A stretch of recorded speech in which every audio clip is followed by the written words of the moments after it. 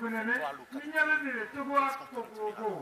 message le parti véhicule? C'est le même message que nous véhiculons depuis le 15 mars à travers toutes les localités du Togo. Vous savez que Jean-Pierre Farou, le président national de l'ANC, s'est imposé ce devoir d'aller à la rencontre de toutes les populations partout où elles se trouvent. Donc nous avons fait plusieurs meetings à travers le Togo. Je crois que nous devons être aux alentours de 200 ou 250 meetings. Nous sommes en train de clôturer cette phase. Pas aujourd'hui, puisque ce que nous sommes en train de faire aujourd'hui dans la préfecture du Haut, c'est ce que, je dirais, c'est ce qui nous manquait lors de la dernière tournée, parce que ces localités n'étaient pas prêtes. Nous venons de quitter Asrama, nous avons fait 2-3 meetings aujourd'hui. Dès la semaine prochaine, nous allons retourner dans les plateaux pour faire les préfectures qui nous restent, pour clore cette première phase, à savoir Bélé, Wawa, ainsi de suite. Dès qu'on aura terminé cela, on va reprendre à zéro toute la tournée, c'est-à-dire toutes les préfectures du Togo, à raison de 5 à 10 meetings par préfecture. Et ceci, avant la fin de l'année, nous pensons que nous allons pouvoir rencontrer un maximum de Togolais.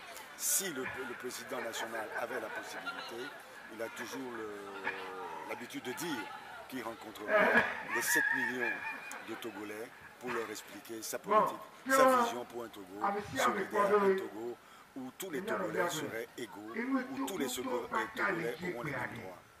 Monsieur Dupuis, ça fait un an que l'Assemblée nationale actuelle est existante et met ses activités.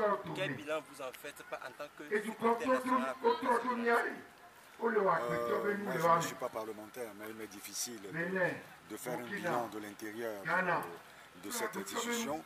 Mais en tant que Togolais, comme vous, je dirais que toutes les institutions togolaises, y compris l'Assemblée nationale, sont malheureusement inféodées au régime APT-UNIR qui régente ce pays depuis 50 ans. La preuve, ce qui s'est passé le 30 juin dernier, une proposition de loi envoyée par le gouvernement de ces mêmes députés a été rejetée par les députés RPT-UNIR, ce qui est totalement une pantalonnade, disent les observateurs étrangers. Ça, c'est la première. La deuxième remarque, vous me dites que ça fait un an. La position de l'Assemblée nationale, il aurait été normal que la CENI soit conforme, la composition de la CENI soit conforme à la configuration de l'Assemblée nationale. Parlons de l'affaire Tarbonne. On réédite ce qui a failli arriver aux députés de l'UFC à l'époque. Et c'est ainsi que nous avons perdu 9 députés indûment renvoyés de l'Assemblée nationale. Aujourd'hui, à l'époque, on nous avait refusé à nous d'avoir un groupe parlementaire ANC à l'Assemblée. On nous avait même refusé le titre de l'ANC à l'Assemblée nationale. Aujourd'hui, Oredjimo, qui est seul, a le droit de porter le nom de son parti. Vous voyez, c'est du n'importe quoi. Et c'est une assemblée qui ne comprend pas qu'il faut évoluer, qu'il faut aller de l'avant et qu'ils sont là pour travailler pour le peuple togolais, dans l'intérêt du peuple togolais et non seulement pour Ford Cibé et dans l'intérêt exclusif de UNIR.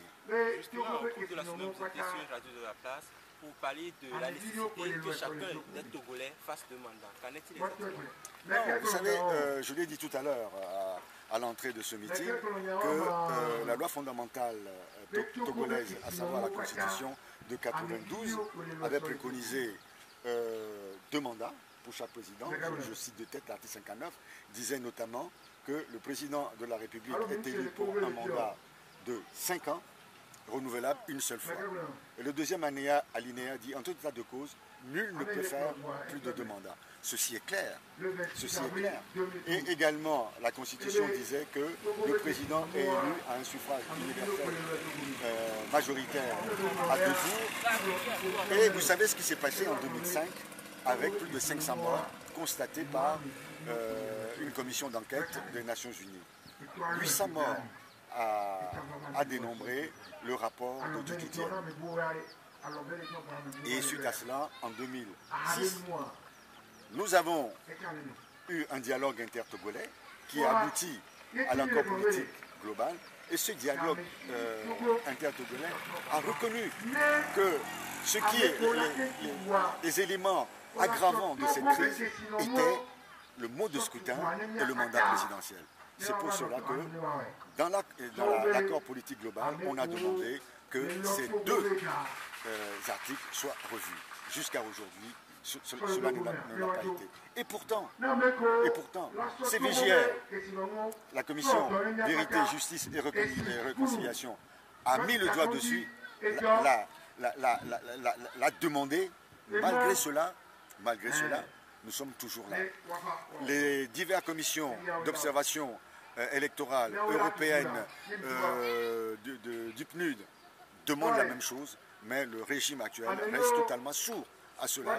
Et nous disons qu'il est temps que ces réformes se fassent. Parce que s'il n'y avait pas eu la manipulation de la Constitution par Yacine et Adéman en 2013, on n'aurait pas connu 500 morts.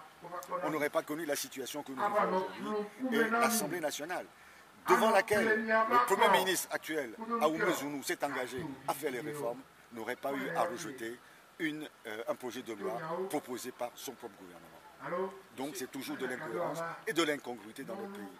Monsieur Eric, aujourd'hui ne reste que 7 mois, 2 jours au président actuel et les règles du jeu disent qu'en moins de 6 mois ne peut plus toucher. C'est pas exact, monsieur. C'est pas exact.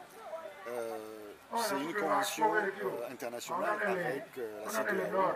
On dit qu'on ne peut pas modifier la Constitution à moins de 6 mois avant les élections de manière unilatérale.